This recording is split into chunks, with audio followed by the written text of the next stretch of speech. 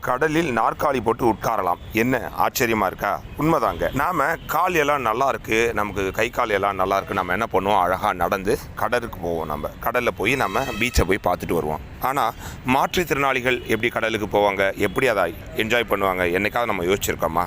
சார்ஜா உள்ளிட்ட ஐக்கிய அரபு அமீரகத்தோட பல்வேறு கடற்கரைகளில் மாற்றுத்திறனாளிகள், முதியோர் உள்ளிட்டோர் பலருக்காகவும் கடலில் மிதக்கும் வகையில் நாற்காலி ஒன்றை அறிமுகப்படுத்தியிருக்கிறாங்க. இந்த நாற்காலிக்கு முன்பதிவு செய்வது அவசியம். இவர்களை கண்காணிக்கிறதுக்கு நல்ல பயிற்சி பெற்ற ஒரு உதவியாளர் நியமிக்கப்படுவாங்க. இதனால் கடலுக்கு வருபவர்களோட எண்ணிக்கை அதிகரித்துள்ளதாக தகவல் வந்திருக்குதுங்க.